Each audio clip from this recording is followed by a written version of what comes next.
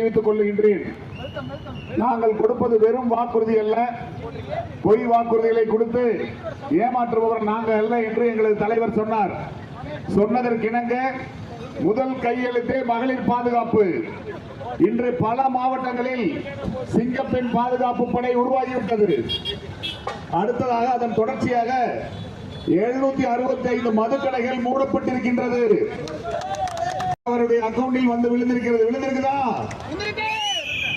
பதவியேற்று 4 நாட்களில் செய்த முதல்வர் யாரேனும் உண்டா? ஆகவே நீங்கள் வாக்களித்தது நம்பி வாக்களித்தது வீண் போகவில்லை. இன்னும் பல மாற்றங்களை நீங்கள் பார்க்க இருக்கின்றீர்கள்.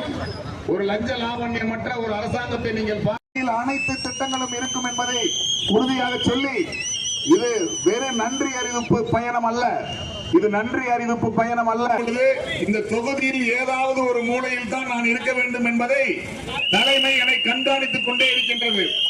ஆகவே நான் முயற்சிகள் எடுக்கப்படுவோம். அத்தனை முயற்சிகளையும் எடுப்பேன் என்ற உறுதியை கூறி எனக்கு வாக்களித்தமைக்காக உங்கள் அனைவருக்கும் என் நெஞ்சார்ந்த நன்றியை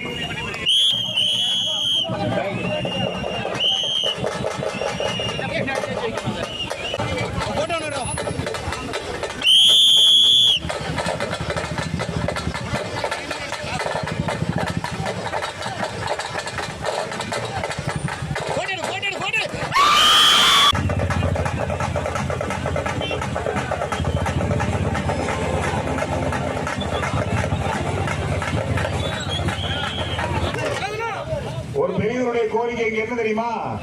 டாஸ்மாக்ல 10 ரூபாய் சொன்னீங்களா அப்படின்னு கேக்குறாரு. நிறுத்த சொன்னீங்களான்னு கேட்டாரு. முதல் நாள்லயே வந்து எல்லா கடைகளுக்கு இன்ஸ்ட்ரக்ஷன் போயாச்சு. இனிமேல் யாராவது 10 ரூபாய் சேர்த்து வாங்கினா நீங்க என்கிட்ட சொல்லுங்க. 10 ரூபாய் சேர்த்து வாங்க மாட்டாங்க. வாங்கினா நீங்க சொல்லுங்க, கேட்போம். ஓகேவா? அவ்வளவுதான், உங்களுக்கு பதில் சொல்லிட்டேன். போலாம் போலாம் போலாம்.